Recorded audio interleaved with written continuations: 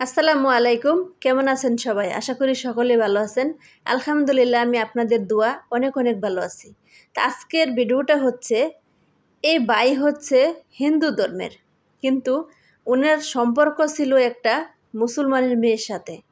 কিন্তু রাস বলে হিন্দু ধর্মের ছেলে মুসলমান মেয়ের সাথে বিবাহ হলো। কিন্তু এ হচ্ছে আমাদের দুই জাতের কিন্তু দুইটা মানুষ। মেয়ে হচ্ছে মুসলমান এবং ছেলে হচ্ছে হিন্দু। হিন্দু আর মুসলিমের মধ্যে কোনোদিনও কিন্তু মিল হয় না, কারণ আমাদের দুইটা জাতের মানুষ, এক জাতের কিন্তু না। কিন্তু যদি সম্পর্কটা মুসলমান মুসলমান হয়, তাহলে কিন্তু এটা কিন্তু ফ্যামিলি গার্জেনে তারপরও বেশি অংশ মেনে নেয় না। আর এটা হচ্ছে ভিন্ন ধরনের একটা সম্পর্ক এবং জাত, তাহলে এটা তো কখনোই মেনে নেবে না। মেনে নেওয়ার না ফলে কি হয়, মেয়েটা কিন্তু অবশেষে বাবাকে হারিয়ে ফেললেন।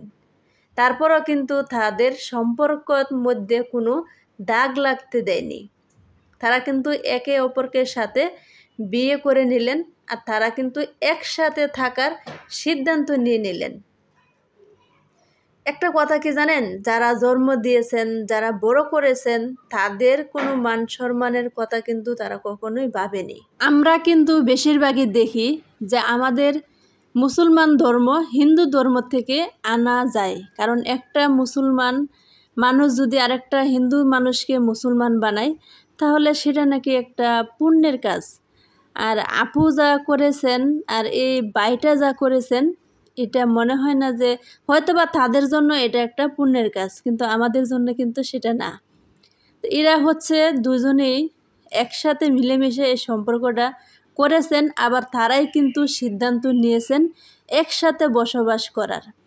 কিন্তু বাবা মার কথা কিন্তু একবারও ভাবিনি। এই আপুটা হচ্ছে আরেকটা ভিডিও দিয়েছিলাম, সেই ভিডিওর মধ্যে হচ্ছে এই আপুটার একটা স্ক্রিনশট দিয়েছিলাম, আপনারা অনেকেই হয়তো বা দেখেছিলেন। কিন্তু এই বাইটা হচ্ছে অনেক অনেক বিপজ্জনকের মধ্যে এখন পড়ে আছে, কারণ এই মেয়েটার পক্ষ থেকে হচ্ছে অনেক ভয় দেখানো হচ্ছে, হুমকি দামকি যাই কিছু বলেন না কেন ওগুলো করানো হচ্ছে। এই ছেলেটা হচ্ছে অনেকটা বিপদের মধ্যে। তো যাই হোক, আপনারা প্রেম করেন, ভালোবাসা করেন, যাই করেন একটু বুঝে শুনে করবেন, যে পরবর্তীতে যাতে আবার এদের মতো কোনো সমস্যায় না পড়তে হয়। কারণ এটা হচ্ছে একটা স্বাভাবিক, কারণ একটা মুসলিম মেয়ে যখন একটা হিন্দু পরিবারে চলে যাবে সারা জীবনের জন্য, এটা কোনো ফ্যামিলিতেই মেনে নেবে না, আর কেউ কখনো মানতে পারবে না, আর এটা কোনো সম্ভব না। কারণ একই জাতের হইলে সেটা কোনো সমস্যা ছিল না। এখন যত ভিন্ন জাতের, এটা সমস্যা একটু সৃষ্টি হবেই। তারপরও হচ্ছে এটা একটা সমস্যা, কারণ এখন হচ্ছে আইনে ছেড়ে দেয়, কারণ মেয়ের হচ্ছে 18 বয়স প্লাস, ছেলেরও কিন্তু বয়সপ্রাপ্ত, সেজন্য হচ্ছে এটা আইন থেকে ছেড়ে দেওয়া হয়। এখন তাদের সিদ্ধান্ত হচ্ছে তারা একসাথেই থাকবে, যাই কিছু হয়ে যাক কেউ কাউকে ছেড়ে যাবে না।